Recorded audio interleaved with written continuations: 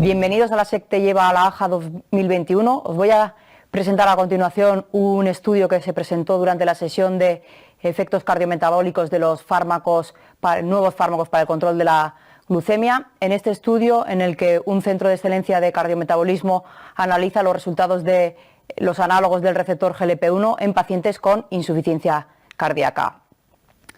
Respecto a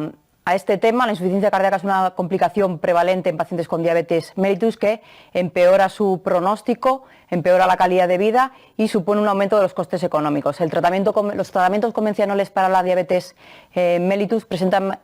no presentan beneficios cardiovasculares, incluso algunos de ellos pueden tener un efecto perjudicial. Hay pocos datos sobre el uso de análogos del receptor de GLP-1 en pacientes con insuficiencia cardíaca, tanto con fracción de eyección reducida o preservada, y el objetivo de este estudio es analizar la seguridad y la efectividad de los análogos del receptor GLP-1 en pacientes con insuficiencia cardíaca, tanto fracción de eyección reducida y preservada, que tienen un seguimiento en un centro de cardiometabolismo excelente y estaban tratados con dichos fármacos.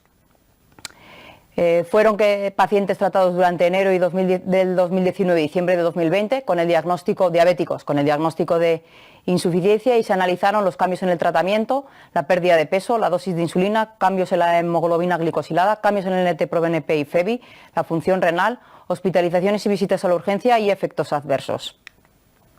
Respecto a las características basales, llamar la atención que un 64% eran varones,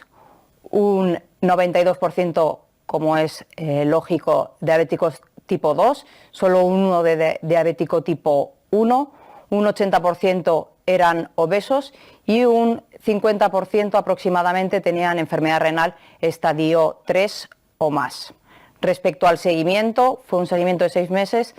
con un intervalo entre 4 y 11 meses. Si analizamos los cambios en el tratamiento antidiabético, podemos observar en la parte de arriba, en los pacientes con insuficiencia cardíaca con fracción de eyección reducida, un aumento en la administración de análogos de la GLP-1 y una titulación de dichos fármacos, junto con un aumento del tratamiento con ISGLT2, que como consecuencia también lleva un aumento del tratamiento con ambos fármacos. Se obtuvo una reducción en la dosis de insulina, reducción de las dosis de sulfonilurea, suspensión de los DPP-4. Estos datos se pueden superponer a los datos obtenidos en pacientes con fracción de eyección preservada, un aumento en el tratamiento de los GLP-1, de los ISGLT2, de ambos fármacos en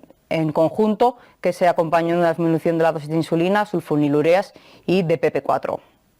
Respecto a los cambios en el tratamiento de la insuficiencia cardíaca, sobre todo destacar en el grupo de fracción de eyección reducida que se observó un aumento del tratamiento combinado de IECA-ARA2, ARNI más beta bloqueante antialdosterónico y SLGT2. Y este efecto también se obtuvo en pacientes con fracción de eyección preservada. El resto de tratamientos no se modificaron de manera significativa. Si analizamos el efecto sobre la pérdida de peso, podemos observar tanto en el grupo en azul de fracción de eyección reducido como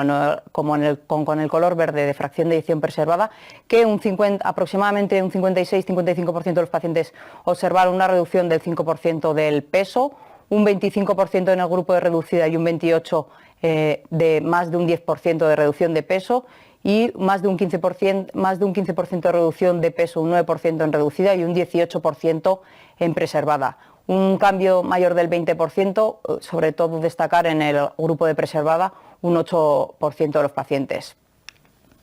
Respecto a las dosis de insulina, pues veis que es llamativo la reducción de la dosis de insulina. Si nos centramos primero en el grupo de fracción de eyección reducida, vemos como de una dosis media de 60 unidades se redujo a 30, y este cambio fue mucho más llamativo en la preservada, de 53 a 5, prácticamente suspensión de la insulina. Respecto al control de la diabetes, vemos una reducción en el grupo de fracción de reducido con una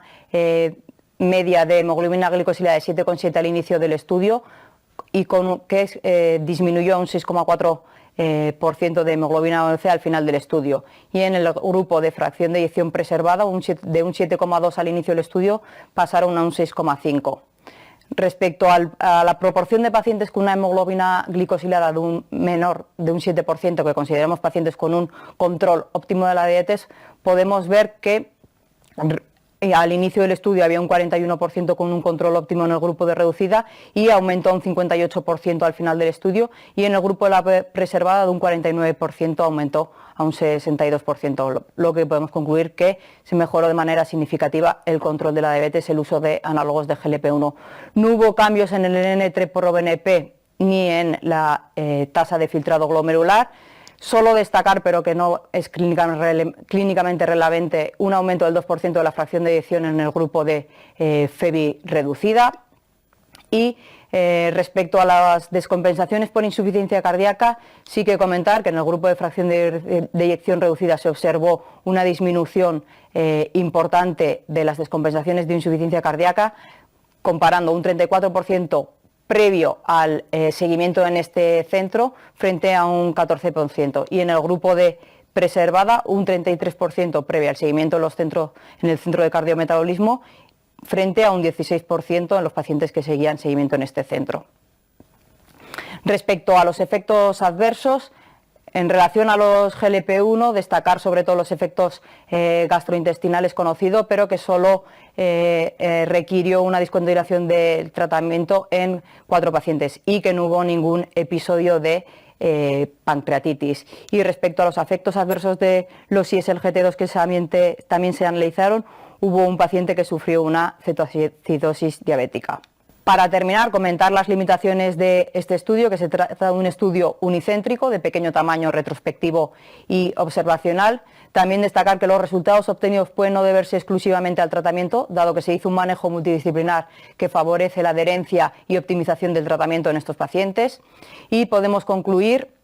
teniendo en cuenta estas limitaciones, que el uso de análogos del receptor de GLP-1 fue bien tolerado en pacientes con insuficiencia cardíaca, tanto en fracción de eyección reducida como en preservada, y que el uso de análogos del receptor de la GLP-1 consiguió una reducción de la dosis de insulina, de hemoglobina glicosilada, una pérdida de peso y disminución de las descompensaciones por insuficiencia cardíaca. Y os invito a seguir conectados a la SEC Te Lleva en la AJA 2021 para conocer las últimas novedades que se presentan en este congreso.